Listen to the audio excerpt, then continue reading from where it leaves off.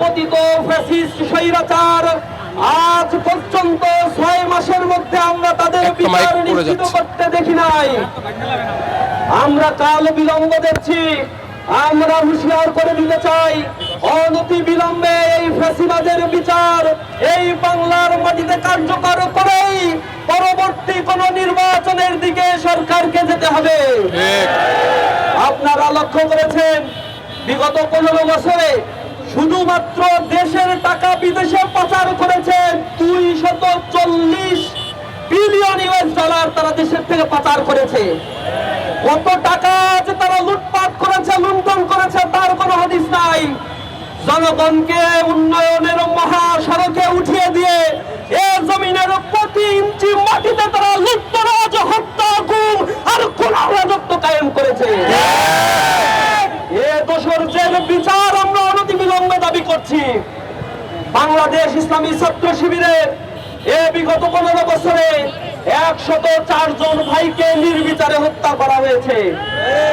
Judicial killing এর মাধ্যমে tribunal গঠন করে তথাকথিত মানবতা বিরোধী অপরাধের বিচারের নামে নির্বিচারে রাজনৈতিক বন্দীদেরকে হত্যা করা হয়েছে। এ সকল বিচার হওয়ার আগ পর্যন্ত আমরা রাজপথ থেকে ফিরে যাব না।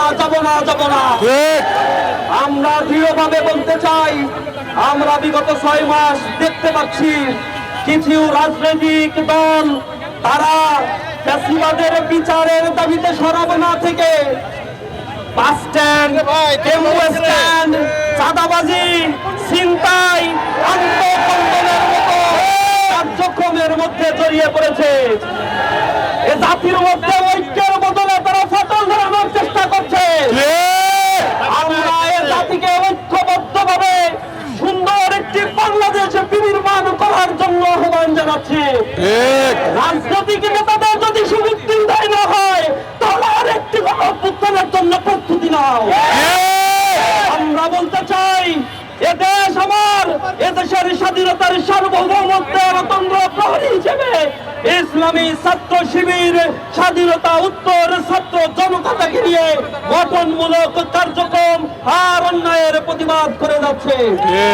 সরকারকে আহ্বান জানাই, আপনারা সময় ক্ষেপণ করবেন না। আপনাদেরকে এখানে বসানো হয়েছে এ ছাত্র জনতার গণহত্যার বিচার নিশ্চিত করার জন্য। আমরা দেখেছি এখনো পর্যন্ত যারা আহত, পঙ্গুত্ব বরণ করেছে, তাদের চিকিৎসা সেবা এখনো নিশ্চিত করা হয় নাই। আমরা আহাজারি শুনতে পাচ্ছি মায়েদের, তাদের থেকে আমরা দেখতে পাচ্ছি যে তারা অর্থের কারণে কান্নাকাটি করছে। তাদের সন্তান মারা গিয়েছে, তাদের প্রতিশ্রুতি দেওয়া হয়েছিল, কিন্তু প্রতিশ্রুতি দেওয়া অর্থ তারা এখনো পর্যন্ত হাতে পায়নি। শহীদ পরিবারের দায় দায়িত্ব নেওয়ার কথা ছিল, কিন্তু আমরা লক্ষ্য করছি এক্ষেত্রে গরিমসি তারা করছে। আমরা স্পষ্টভাবে বলতে চাই, বাংলার এই জমিনকে সুন্দরভাবে সাজিয়ে তোলার জন্য, ফ্যাসিবাদকে নির্মূল করার জন্য ছাত্র জনতা আবার ঐক্যবদ্ধ হয়ে গণ আন্দোলন গড়ে তুলবে ইনশাআল্লাহ। সর্বশেষ আমি সবাইকে ধন্যবাদ জানাচ্ছি এই গণ মিছিলে অংশগ্রহণ করার জন্য। আমরা ফ্যাসিবাদ এর বিচার যতদিন পর্যন্ত না হবে ততদিন পর্যন্ত রাজপথে থেকে আমরা প্রতিবাদ জানাবো, দাবি আদায় করব এবং এই বাংলার জমিনে আওয়ামী সন্ত্রাসীদের, নিকৃষ্ট ফাসিস্টদের, নিষিদ্ধ ছাত্রলীগের বিচার আমরা নিশ্চিত করবো ইনশাআল্লাহ।